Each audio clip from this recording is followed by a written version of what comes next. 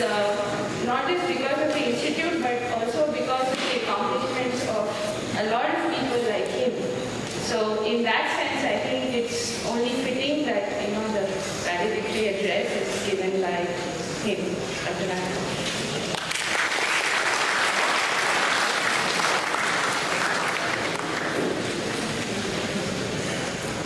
So, good evening, folks.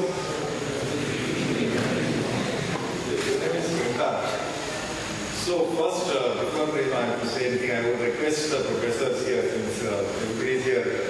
He is a little bit upset or sad that this is too soon. You come here and have some fun and it's already time to go.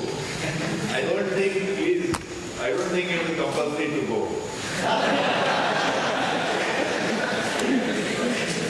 If you want to stay some more, I think totally options are available. When you go into the mall, there are areas like cafeteria, restroom, night.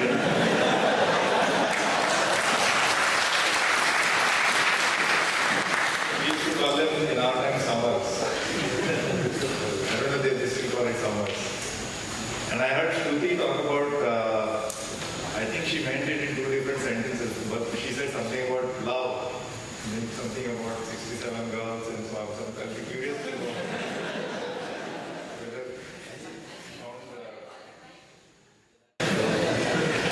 Yeah, I don't like to hide behind this podium, but anyway, chalega. So anyway, congratulations. Thank you for this two. You are already calling yourselves alumni. You are not alumni until. How many people still have exams to finish? Okay, that's why I was wondering why on a Friday evening they are here when all the exams are over. So I think the secret of organizing this event is to make sure that the last day of the event exams are not over. And of course, the secret is also the t-shirt and everything. But so what happens is that you study so hard and you really work so hard, and then you party so hard, and you talking about some night games that I would really like to know about. And then ultimately you pass out.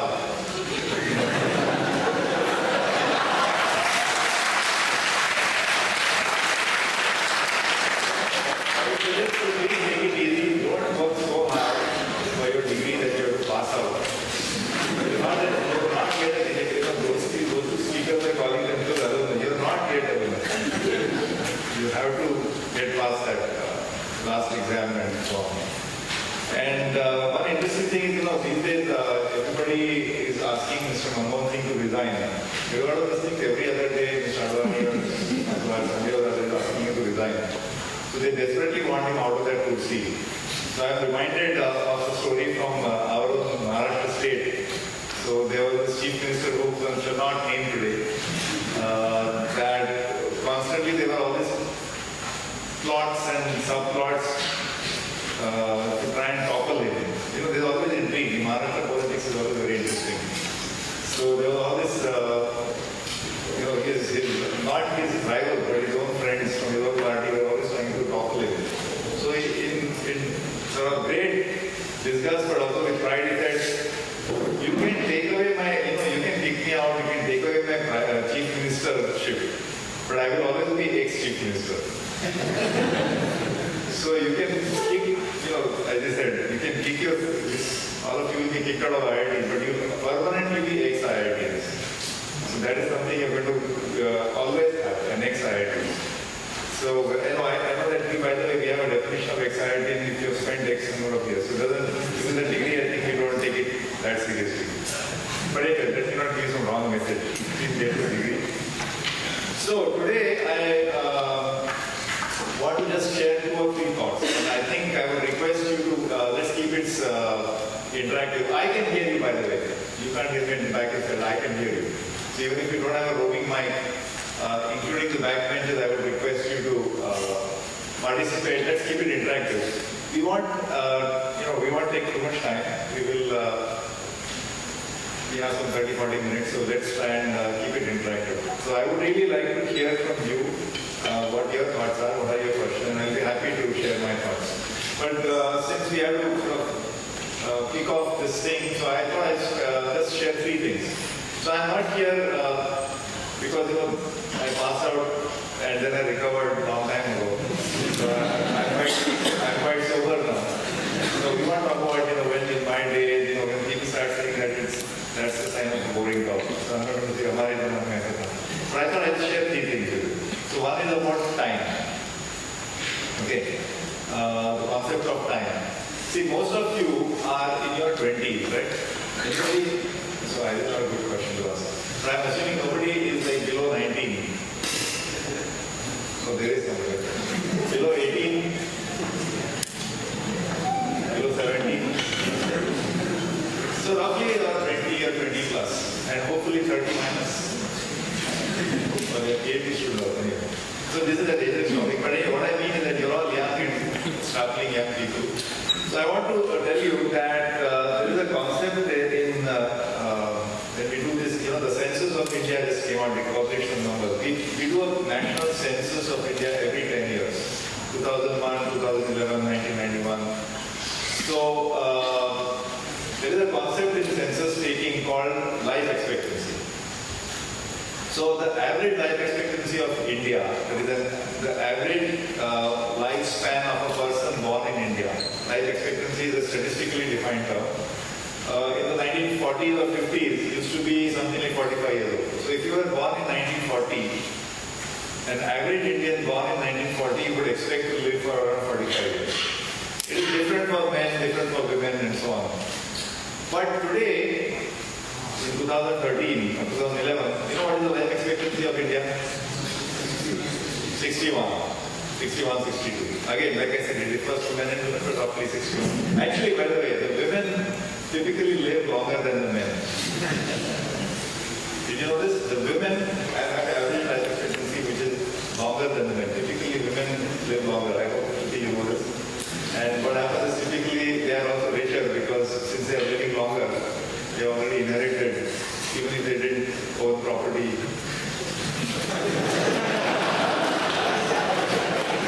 Because this is a campus which has, you said 67, you will come back. So please permit me to say, I'll stick my neck out a little bit more while they make it good. So they say, why do the women live longer than the men? This is statistically true. You can check it on Google.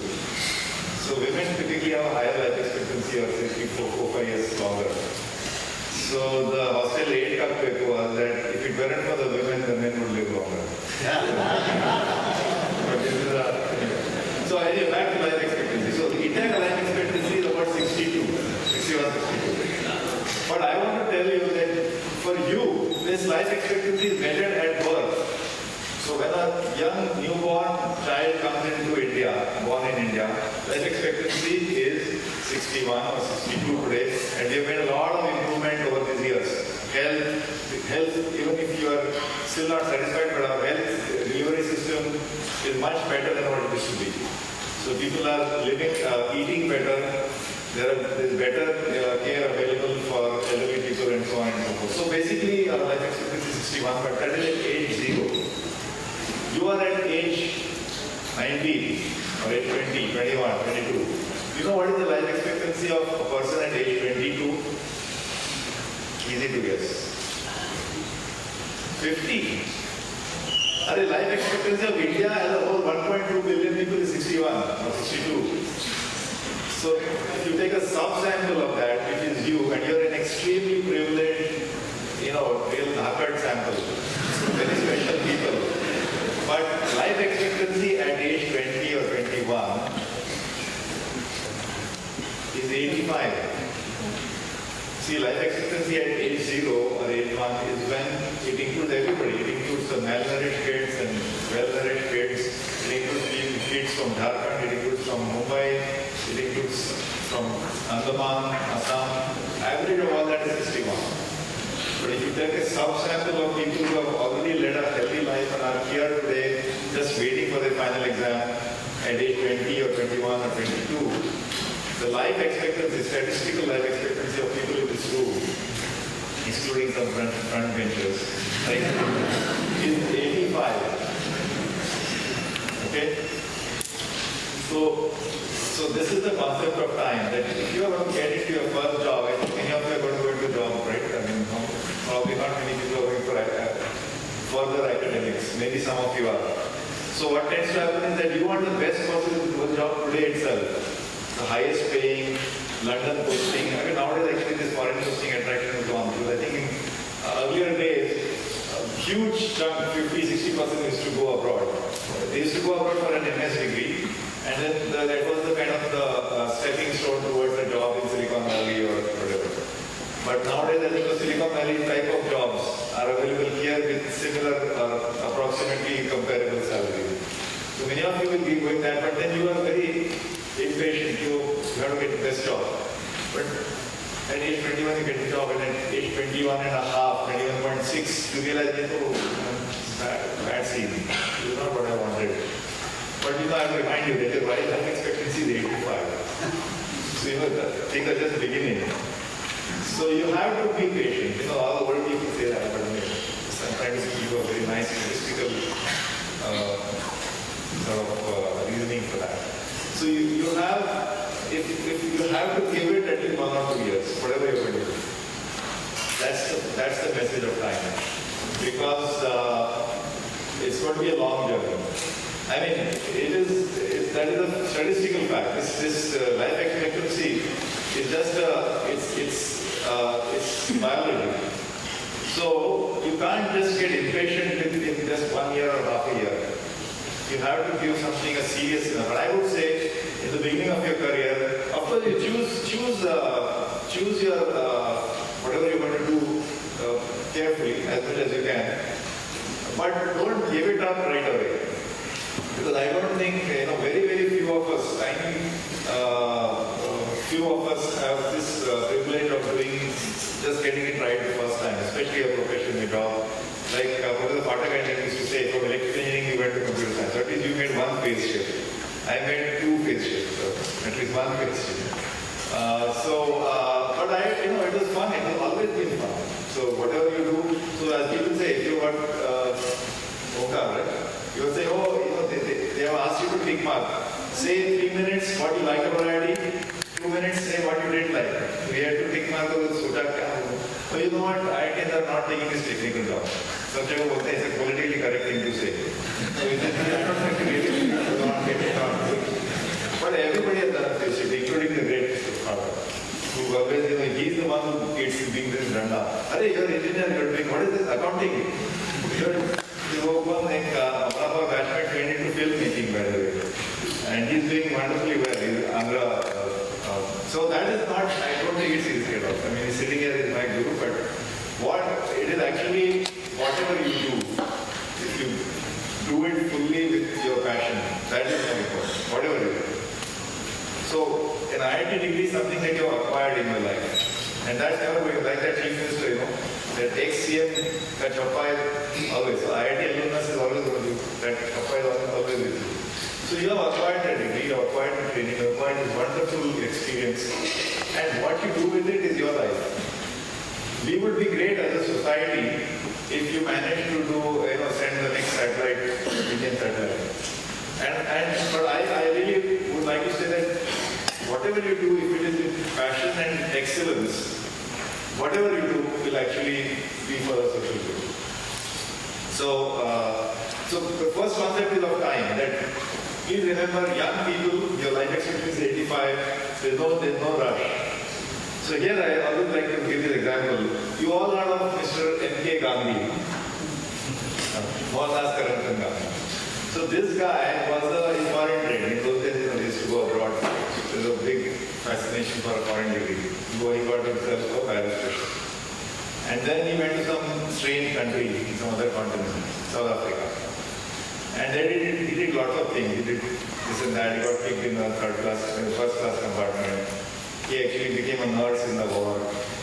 So sab kuch karke finally he landed up in this country called India. Okay. So when he came here, Mr. M.K. Gandhi, he was a nobody. Because he had, early childhood after Porbandar and all, then he went to England, got his barristership, then he was in South Africa. So actually in India, he was a nobody. He was one of his first gurus, by the person he met was one Mr. G.K. Gokhale, right? Gopal Krishna Gokhale. It's an interesting thing, by the way. His guru was G.K. Gokhale. His one of the main chelas became Vinoba Bhave, and the guy who assassinated him was Mr. Godse. All three happened to be of a certain community, but we shall not go into that. So Mr. Henry Gandhi landed up in India, and he was nobody. And then Mr. Gokhale tells him, who was already a famous leader, Gokhale was the antithesis of Tilak. Tilak was a big man in those days in Congress party. So Mr. Gokhale tells him, look, Mr. Gandhi, you come here, aisa karo, you just roam around the country. You just keep your eyes open, keep your ears open, keep your mouth shut. I'm not into that monkey business.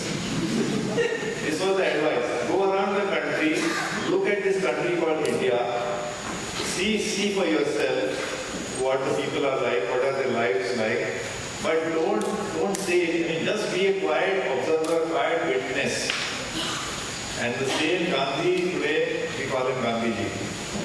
So he came to India and started from scratch. Question. He came to India in 1915. Question. What was his age when he completed?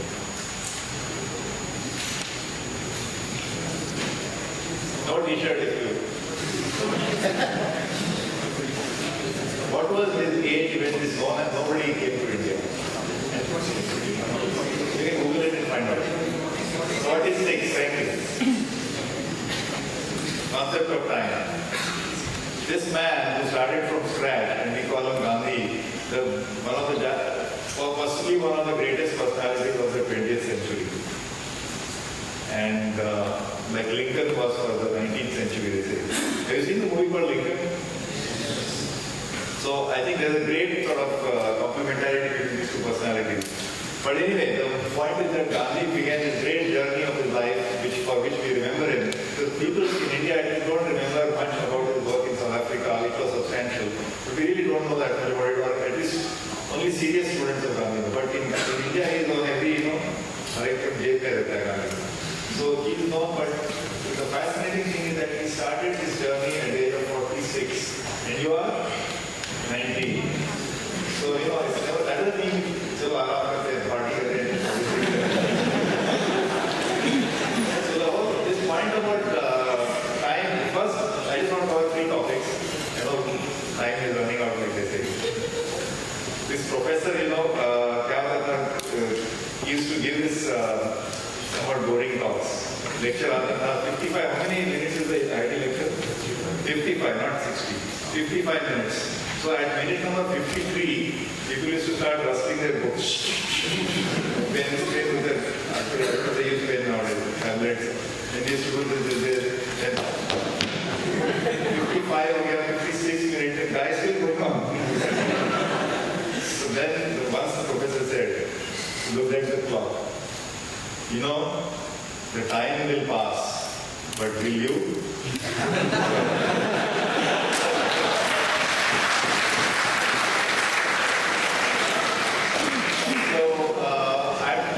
I said I'll say only 3 points, but I wanted to make this impression about it. The first concept is of time.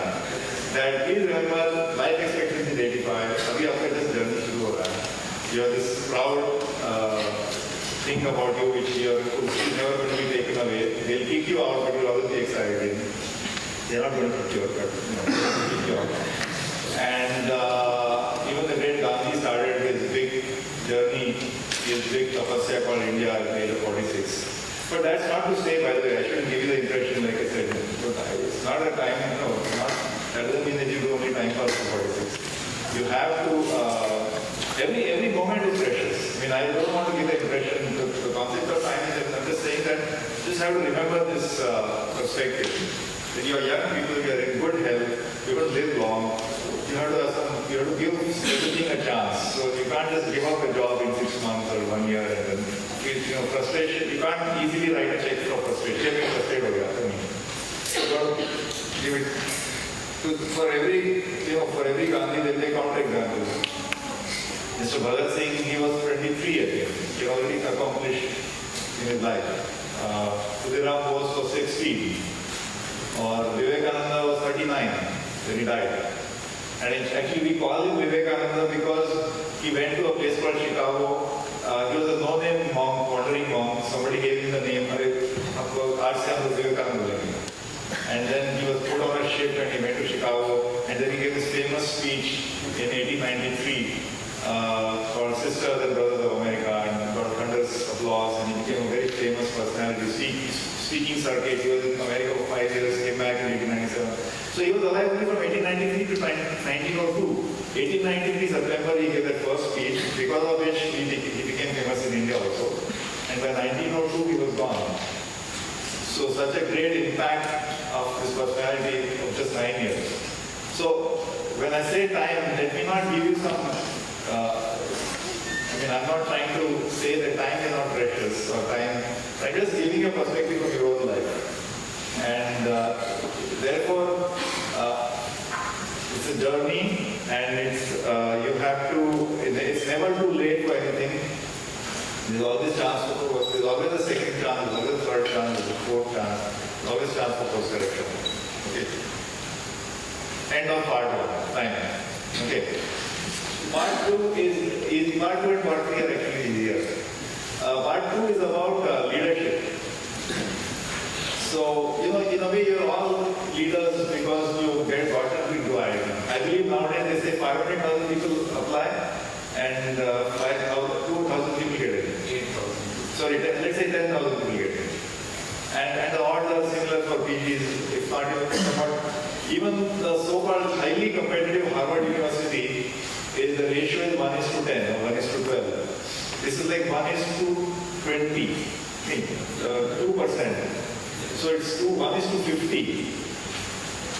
So even the most competitive so-called, so obviously the fact that you've gone through all those hoops means you are a leader in some sense. So I just want to talk about what is leadership. Now this leadership, once you start talking, we can give hundreds of lectures and you can go on and on and on. So I just want to share you what I think is leadership. Actually, I'd like to hear just one line, quick quotation, one or two lines from you. What do you think is leadership? Front benchers, so obviously background now. Can you tell me what is leadership to you? Not telling your subordinates what to do, but actually showing them how to do. Okay, leadership is leading by example. Yeah. Not telling others what to do, but just doing it and being an example. Great. Very good definition. Inspiring people. Inspiring people. Raise your hand. Okay. Inspiring people. So leadership is about inspiring people. Anybody else? Taking risks. Taking risks. Okay, good. So you've done all this, right? I hope you've taken a risk by coming to this lecture. Right, so leadership, if you start defining it, it's like there's so many aspects to it, and all of this is correct. Of course, but I want to stress on 2 or 3 things. So for me, leadership is about multitasking, which IITians are great at. It is of course, like you said, it is of course about inspiring. But somebody may say, why are you giving me this duty of inspiring other people? So it happens actually. Leaders tend to be inspiring people. Leaders are inspirational, but they didn't begin by wanting to inspire others. Or like you said, leaders don't delegate, but they do it. So they didn't begin by not wanting to delegate, but it just so happens that they lead by example. Taking risks. So being bold, being fearless, being courageous. But I just want to focus on 1 or 2 things. One is multitasking. So unlike you, other people find it difficult to do 3, 4 things at the same time. But I think in your life, you will be able to do it. So please remember that and do each of them well. Since this is the skill that you acquired in IIT. I think IIT is a wonderful laboratory which teaches you, tomorrow is the exam, I don't even know the portion, so you have to do that. But at the same time, which DS card comes the assignment and moving you around the corner and fundraising, and the mentees called me to give a speech here. So this multitasking is one thing that leaders do well. But the other thing about leadership, of course, all these things, delegating, by the way, I'm going to say opposite. He said that leaders are those who don't delegate, right? But who, isn't that what he said? Who lead by example. But actually, leadership is also about delegation. So leaders are those who can build a team around them. So when he says you inspire people, that means people automatically get attracted or gravitate towards the leader, and then the leader is able to delegate, build a trusting relationship. But the second aspect that I want to emphasize is leadership is all about taking responsibility.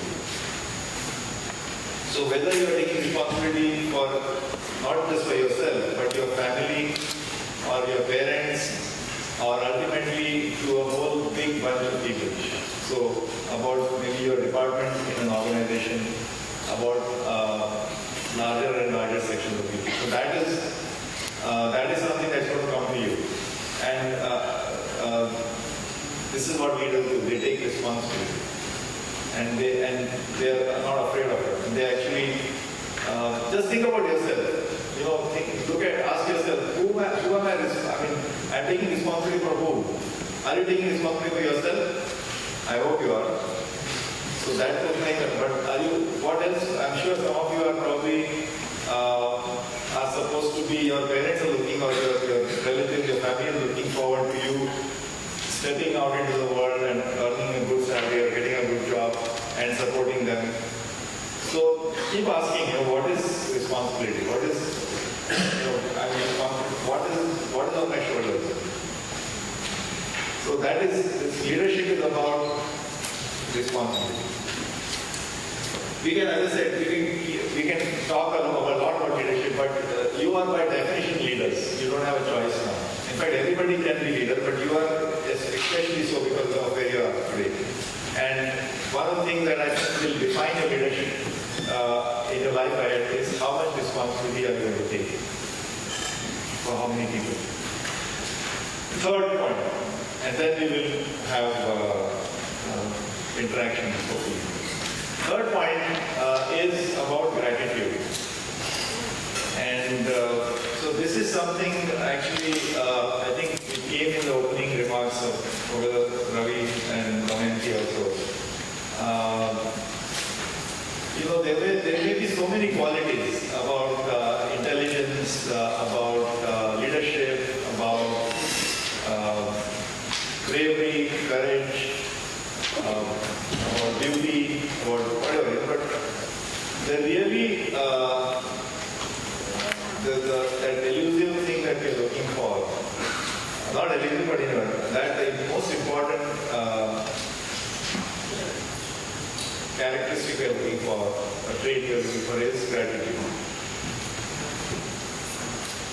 So, being grateful. Here, there's no logic for this. I'm not going to build a logic or a theory or statistical model, like I said, life expectancy. This is, just think about it this way, that you got into, let's say, the entrance exam I mentioned. 500,000 people are taking this exam and 10,000 get in. And this has been said so many times, the guy or the girl who got 10,001 or 10,002 rank, or even 20,000 rank. Was that person really so much worse that they didn't deserve to be in an IIT? Not so. It may have happened that something happened. They got a problem wrong, or they got some question paper wrong. So that's the story with most things in life. And we are just wonderfully, we are in such privileged situation that we are in one of the, first of all, we are in the best IITs of India. And this is an institution which is, I think, top rank among various listings that you see, international listings. We may not be in top 50 because India itself as a country has to get there. But in most of this, IIT Bombay figures very prominently. You mentioned in your talk how you benefited from your hostel life, or from your professors, from this whole laboratory or crucible for IIT Bombay campus. You could have done, you said, you could have got everything from internet or staying in any internet cafe. But really, the physically being here in this crucible and ek dusre ke saath no joke. So one thing that you need to really acknowledge to yourself is that we have been lucky. You know, you might, this IIT, unfortunately, if I can say that, it instills this tendency that, you know, I'm here because I deserve it. And then constantly you are said, you are the cream of the country and you are this and you are that. And you're already made it because you got through the entrance exam and you got through various competitive things. But at some point, and especially before you totally pass out, you have to start acknowledging firstly to yourself that इसमें थोड़ा तो luck factor ही है. Everybody needs luck, including the great, even the gods need luck. And hence, what distinguishes you from the person who didn't make it is a little bit of luck also. I mean, there may be other reasons. And so, how do we, the way to acknowledge that reality, the starting point is gratitude. And of course, I'm not going to make a pitch for IIT Bombay Alumni Association or the Guru Dakshina Tax. That's not the purpose of what I'm saying. Actually, it's not in the narrow context of IIT Bombay Alumni Association or IIT Bombay. I'm saying it in the context of the larger roles that you leaders will play in society. In India, in the world, some of you will go to great positions even internationally. I'm 100% sure of it. But this thing, the third thing about gratitude is something that will make you a better person. You just have to acknowledge it to yourself. We always, we say we are grateful to our teachers. First thing, our teachers ke pehle bhi parents. Our parents, our teachers. In fact, in our tradition, I think the teacher comes before the parent. Right? So we are grateful, but that has to, the way it comes into your life is with that awareness in your mind that there's something to be grateful about. And if that takes root in your mind and in your heart, then everything else is a smooth journey. So I think the greatest quality you can try and nurture, this is something you can nurture. And great leaders like you who know that you have proven yourself, you don't need to prove, you don't really need to prove anymore because this itself is a great destination to be. So for such people, it's easier, I think, if you start with yourself. So that's another thing I wanted to say that please once in a while remember that we are all very privileged to have gone through this institution. We are all very privileged to have had this chance of spending 4 years or 2 years here, and we've all had this privilege lifelong. By the way, as I said, I think Professor Sinha was saying that you can take an IITian out of IIT, but you cannot take an IIT out of IITian. So the other thing to add to that is that you can go wherever you want, but IIT Bombay Alumni Association is going to chase you for your donation or whatever to the corner of the. So while we chase you with our annual New Year greetings and happy birthday greetings, we want you to, in the meantime, have inculcated enough stock of gratitude so that getting the money will be easy. Anyway, I'm not stop here. So wish you all the best and happy to have a conversation.